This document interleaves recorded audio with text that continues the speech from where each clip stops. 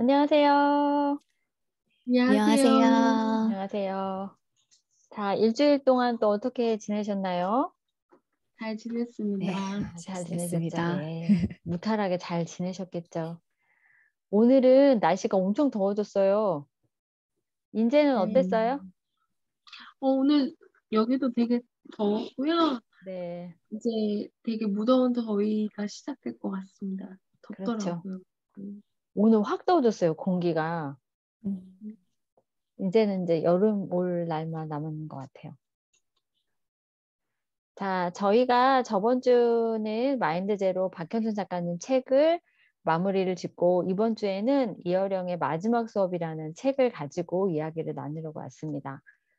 사실 이 책 만날 때 되게 숙연한 느낌도 있고 되게 크신 분이셨잖아요. 우리나라에 큰 그런 영향을 갖고 계시는 분이었는데 이분이 하신 마지막에 어떤 말씀을 남기고 싶으셨을까 이런 생각도 들고 좀 약간 숙연한 마음도 들었던 그런 책이었습니다.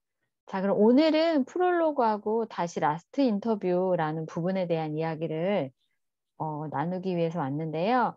우선 책 읽고 뭐 다 읽지는 못했지만 앞에 부분은 살짝 읽었지만 그 나누어 주실 이야기 있으시면 부탁드릴게요. 우리 박현순 작가님 먼저 해주실까요? 네, 저는 그 프롤로그 부분에서 그 나눴던 이야기를 나눠드리려고 하는데요. 맨 처음부터 시작되는 그 독백 부분이 있어요. 영화 달콤한 인생의 독백을 이제 처음에 시작을 하는데요. 여기에서 어느 깊은 가을밤 잠에서 깨어난 제자가 울고 있었다. 그 모습을 본 스승이 기이하게 여겨 제자에게 물었다. 무서운 꿈을 꾸었느냐? 아닙니다. 슬픈 꿈을 꾸었느냐? 아닙니다. 달콤한 꿈을 꾸었습니다. 그런데 왜 그리 슬피 우느냐? 제자는 흐르는 눈물을 닦아내며 나지막이 말했다. 그 꿈은 이루어질 수 없기 때문입니다. 네, 이 문장으로 시작을 하는데 저한테 좀 되게 많이 와닿았던 것 같아요. 네, 특히 이제 스승이 물어준다라는 것 자체가 저한테 좀 더 특별했던 것 같은데 저한테도 그 저희 뭐 선생님 스승 이런 분들이 저한테 어떤 영향을 주신 것들이 굉장히 많이 있어서 이어령 선생님은 제가 정말 이 책을 작년에 이제 접하게 되면서 좀 더 이제 제가 자세히 알게 되었고요. 저한테는 그냥 그 이어령 선생님이라는 이야기보단 그 스승이 저한테 전해주는 이야기처럼 들렸습니다. 그래서 뭔가 이 스승님이 전해준다라는 것 자체 또 나한테 이런 좋은 스승이 있다라는 거 이런 것들이 얼마나 참 감사한 일인지라는 생각이 들었고 또 저도 뭔가 어떤 이렇게 제가 살아온 삶을 누군가에게 전해줄 수 있으면 얼마나 좋을까. 그 특히 아까 이여론 선생님이 그 내가 받은 것들을 돌려주고 간다. 내가 받은 것들이 다 선물이었다라는 그 말을 남기셨잖아요. 네, 그 말처럼 저도 제가 이 삶을 통해서 받은 선물들을 또 누군가에게 좀 진심으로 전해줄 수 있었으면 참 좋겠다라는 생각이 들었습니다. 네, 그래서 저는 이제 프롤로그에서 좀 그 부분으로 먼저 좀 더 여러분들과 나누고 싶었어요. 네, 감사합니다. 네, 감사합니다. 그렇게 물어봐주는 스승이 계시다면 얼마나 좋을까요? 네, 그렇죠. 스승님과 그렇게 이야기를 주고받고 스승이 제자를 그렇게 살펴주는 그런 따뜻한 마음. 네. 저는 그런 선생님이었나 생각하고 있습니다. 맨날 문제나 풀으라고 아우, 빨리빨리. 제가 인스타에서 봤어요. 그 여기 뭐죠? 포켓몬빵을 받으셨던데요. 네. 아, 우리 아이들의 그거는 진심이죠. 깜짝 네, 놀랐어요. 네. 오자마자 가방에서 뭘 꺼내는데 포켓몬빵을 주는 거예요. 너무 깜짝 그러니까요. 놀라요. 이 귀한 거 선생님 아, 주냐고. 그러니까요. 그래서 이제 나중에 어머님한테 감사하다고 문자 드렸더니 음. 어머님 챙긴 게 아니라 아이가 선생님 꼭 줘야 된다고 챙겼다고. 그러니까요. 세상에. 너무 예쁘더라고요. 네. 그래서 또 하나 배웠죠. 아이한테. 음, 네.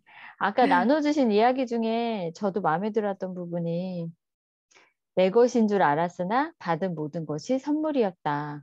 라는 메시지 하신 말씀에 사실은 내가 지금 자라온 거, 그 다음에 내가 갖고 있는 지식, 뭐 이런 것들도 사실은 몸속에 배어 있다기보다는 태어나면서 부모님한테 배우고, 그 다음에 책을 통해서 배우고, 사람을 통해서 배운 것들이잖아요.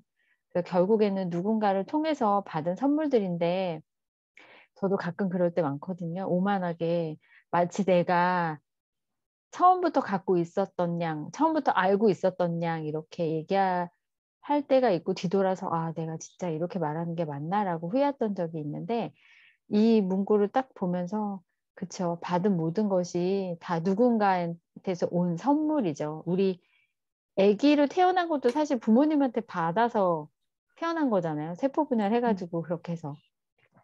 그래서 이 말 들으면서 되게 찡한 그런 마음이 들었습니다.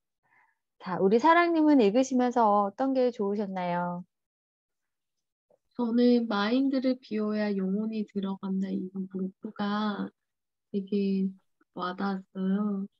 그 이어런 선생님이 돌아가셨는데 이 부분을 보면서 이분의 영혼은 정말 우주랑 연결되어 있어서 죽음이 있지가 않고 영혼을 계속 이어가겠다는 그런 느낌이 들었거든요. 그 핵심도 결국에는 이분은 영혼에 계속 이어가시는 그런 지성인 같다라는 생각이 되게 많이 들었어요. 그 우리가 이제 생각이 너무 꽉차 있고 내 생각이 만원 버스처럼 딱 꽉차 있으면 그 비어 있지가 않아서 그래서 영적인 공간이 들어갈 수 있는 공간이 적어지는데 내가 빈 공간이 많을수록 영적 공간이 커지겠다라는 얘기를 이렇게 하시면서 어떤 순인가의 일화를 얘기하시는데 어떤 스님이 차가 넘칩니다 이렇게 말했더니 비우지 못하니 찬물이 넘치지. 그래서 그런 스토리가 나오거든요. 인생도 마찬가지로 내가 어떻게 비우고 또 깨닫고 해서 또 새로운 걸 받아들이고 채우고 그런 연속의 과정으로 생각하고요. 이 분은 죽음이라는 것에 대해서 생각을 할 때 영혼은 이어가고 육체적인 건 없어지지만 내 몸을 닿는 것은 없어지지만 영혼이 이어간다는 이렇게 얘기를 하면서 이분은 영혼이 참 되게 맑고 그리고 빛으로 되게 이어져 있겠구나라는 생각이 되게 많이 들었습니다. 그래서 마인드를 비워야 영혼이 들어간다. 그게 되게 좋았고요. 개인적으로 이어령 선생님 자세히는 잘 몰랐는데 이 책 보면서 유튜브 좀 찾아봤는데 되게 유명하신 지성인이시고 우리나라 인문학 학자시더라고요. 근데 따님이 되게 유명한 목사님이시고 공부도 많이 하신 따님이신데 그 따님이 막 많이 아프셔가지고 이렇게 가셨잖아요. 하늘나라 가셨는데 이분이 나중에 따님의 유언처럼 그 전에 교회를 믿게 되고 하나님 믿게 되면서 이제 그런 스토리도 나오거든요. 유튜브에서. 그래서 이분이 이렇게 따님을 통해서도 이렇게 보면서 영혼에 대해서도 많이 더 깊어진 계기가 아닌가라는 생각이 들었고요. 정말 읽으면 읽을수록 이분이 정말 정신적인 세계가 정말 너무나 멋있고 너무나 아름답고 막 이래서 되게 배울 점이 많다라는 생각이 되게 많이 들었습니다. 아무튼 오늘 첫 페이지 이렇게 읽으면서 되게 많이 깊게 또 읽어보면서 이렇게 마음이 더 차분해지고 내가 어떻게 살아야 할지 그리고 내 마음의 영혼이 어떻게 이렇게 비우고 또 새로운 걸 받고 이런 게 되게 중요하겠구나라는 생각을 하면서 오늘 참 되게 많은 걸 또 배우는 것 같아요. 저는 이 책 되게 좋은 것 같습니다. 네, 감사합니다. 또 그 뒤에 읽으면서 얼마나 많은 감동을 받으실지. 네. 앞부분 읽으시면서 이런 감동을 받으셨는데 그래서 작가님에 대해서 또 검색하고 찾아보셨네요. 네, 맞아요. 비우는 부분이 있어야 또 다른 것들 또는 세상이랑 연결될 수 있는 것 같아요. 그래서 특히 저는 청소할 때 휴지통을 싹 비워놓고 비어있는 거 볼 때 되게 시원하거든요. 그래서 그런 것만, 눈에 보이는 것만 그럴 게 아니라 내 영혼도 가끔씩은 비워놓고 연결될 수 있게끔 이렇게 하고 있어야겠구나라는 그런 생각이 들었던 부분이었어요.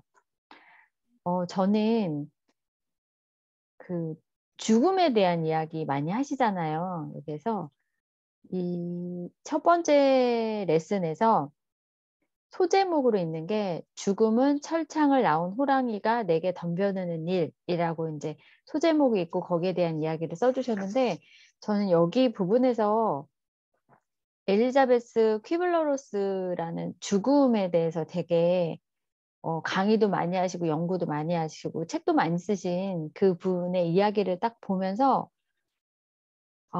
죽음이란 내가 만든 죽음이란 이럴 수 있겠구나라고 다른 시각으로 또 보게 됐거든요.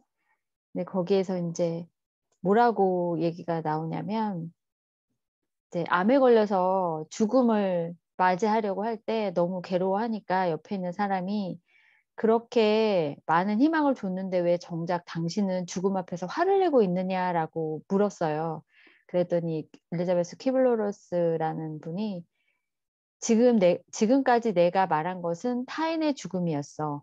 동물원 철창 속에 있는 호랑이였지. 지금은 아니야. 철창을 나온 호랑이가 나한테 덤벼들어. 바깥에 있던 죽음이 내 살갗을 뚫고 오지. 전혀 다른 거야. 전두엽으로 생각하는 죽음과 척추신경으로 감각하는 죽음은 이토록 거리가 멀다네. 그래서 사실 이분이 그 죽음에 대한 이야기 중에 이제 6가지, 5가지 단계가 있어요. 저도 책 읽으면서 이럴 수 있겠구나라고 공감 갔던 부분이 있는데 그 시한부 삶을 선고받을 때 인간은 처음에는 부정을 한대요. 나는 죽을 수 없어, 죽지 않아 이렇게 부정을 하다가 그 다음에 이제 분노가 일어난대요. 화가 나고 분노를 잃고 그 다음에 그러다가 이제 내가 할 수 없겠구나라고 해서 타협을 하고 그 다음에 우울감에 빠진 다음에 마지막에는 죽음에 대한 수용을 한다고 하더라고요. 그래서 이 5가지 단계를 보면 그 관련된 이 엘리자베스 퀴블로로스가 쓰신 책에서 나온 내용을 보면서 그럴 수 있겠구나라고 했는데 죽음에 대한 연구도 많이 하고 책도 쓰신 분도 막상 자신의 죽음 앞에서는 이렇게 생각하시는구나라는 거를 보면서 다시 한번 죽음에 대한 생각을 해보게 됐어요. 저도 뭐 인생 어차피 사람들은 한 번 왔다 한 번 가는 건데 그 죽음을 맞이할 때 되게 이렇게 깊게 생각 안 해봤었거든요. 근데 이제 이 부분을 읽으면서 내가 과연 그런 상황이 맞이했을 때 내가 어떤 기분이 들까라는 것도 좀 깊게 생각해봐야겠다라는 그런 계기가 된 부분이었습니다. 자, 그래서 여기 안에 레슨 1에도 사실은 되게 여러 가지 이야기들이 나와요. 그래서 한 장만 가지고도 굉장히 많은 이야기를 나눌 수 있는 그런 깊은 내용들이 있는 부분이 있는데 또 소제목 중에 사실은 저는 이 부분이 되게 찔리기도 하면서 이렇게 살아야겠다라고 마음 먹었는데 자기 머리로 생각하면 겁날 게 없다라고 말씀하신 부분이 우리 바깥에서 얻은 지식들 다시 한번 되짚어보고 생각해보고 내 머리로 생각해야 되는데 보통은 그냥 들어온 거를 내가 그냥 전달하고 있지 않았나 그런 생각도 좀 들고 그래서 그런 부분들 저런 부분들에 대한 생각을 많이 하는 첫 번째 레슨이었습니다.